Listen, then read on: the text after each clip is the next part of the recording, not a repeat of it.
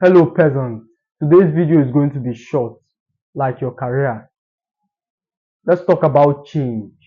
One of the most difficult things about change is not necessarily taking the action in and of itself, which most people would attribute the difficulty to changing.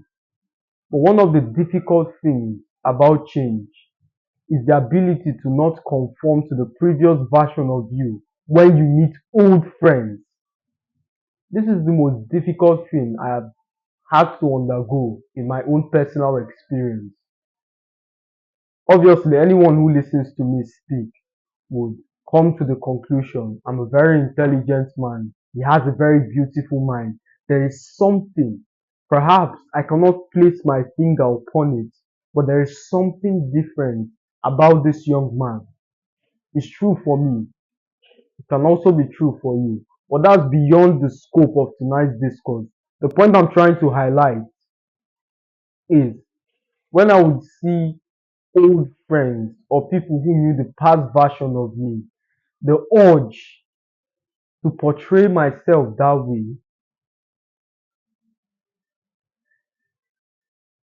is almost like an addiction to go back to the previous habits, the previous conversation, the previous lifestyle, the previous lexicon when you meet those old school buddies.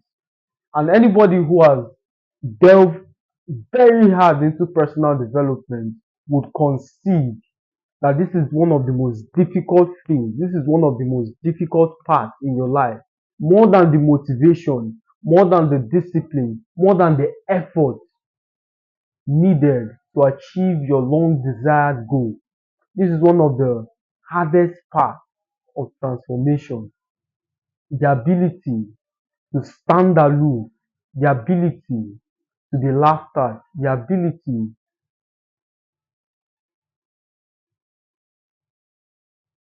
to stay regardless of if they try to sigh up you or guilt trip you, hit you with emotional arguments.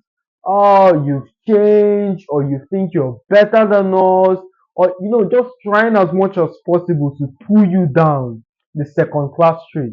That's what humans are very good at. In fact, our default nature when we see someone doing something good or something striking is to criticize.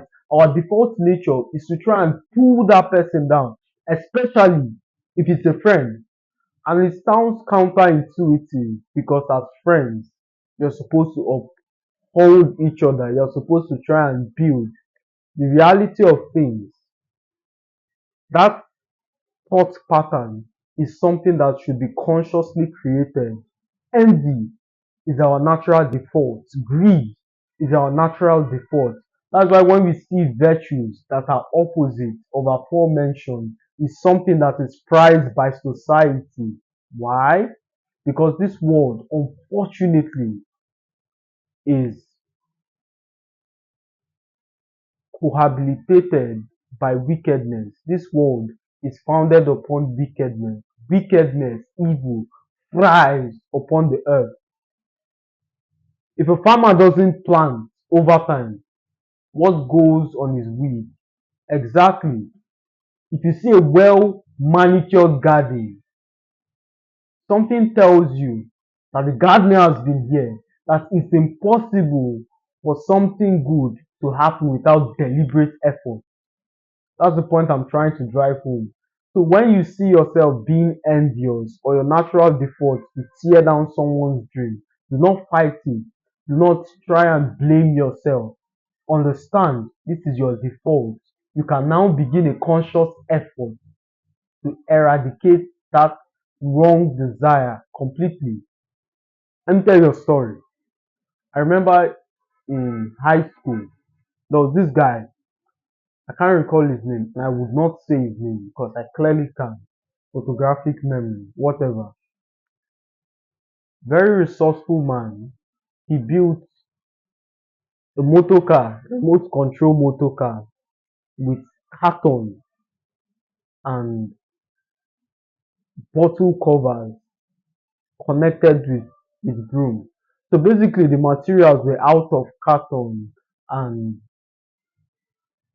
bottle covers, I recall. alongside broomstick and a couple of wires. So the idea behind this car was to tear a couple of cartons, shape it as a car. The headlights would be individual bulbs taken from a torchlight, then battery of course, and by some alchemy he was able to create something like that. And after weeks and months of effort, I could see the beginning process of the creation. I could see when he was trying as much as possible, going from point A to point B in order to get access to materials. I saw how hard he worked. And finally, when that car moved and all the ladies in the classroom marveled at this invention, you know what I did? I came and I fucked up that car, steal the car, tear it out. I fucked up the car, make sure I kicked it so hard that it dislodged from its remote control. At the time, this was years ago. The concept of building a wireless toy seemed far-fetched. So it was understandable why it was remote control. So in order to move this car, you have to follow it while moving. I completely messed up his invention.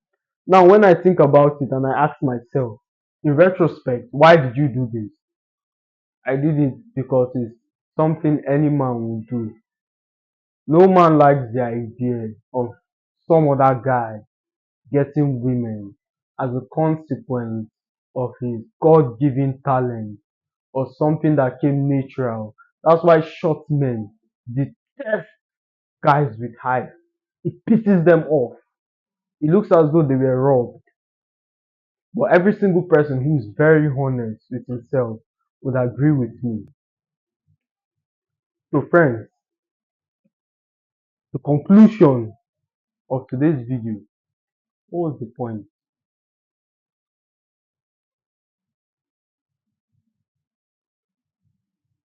I can't recall, but the reason for recording this video is to check up on you all, remind you the things you feel, the struggles you experience is not akin to you alone.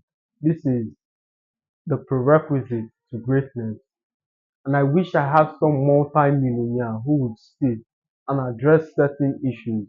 It would have taken less toll on me because there were times I was worried, is this going to work? Why is this happening to me?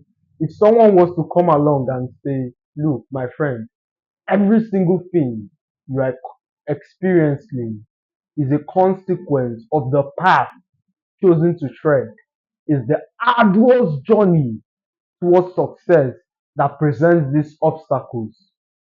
So as you continue watching, I will keep guiding you into all truth. I will keep showing you the right path as touching your life and destiny. As always, my friend, it's a pleasure speaking to you. I'll see you when.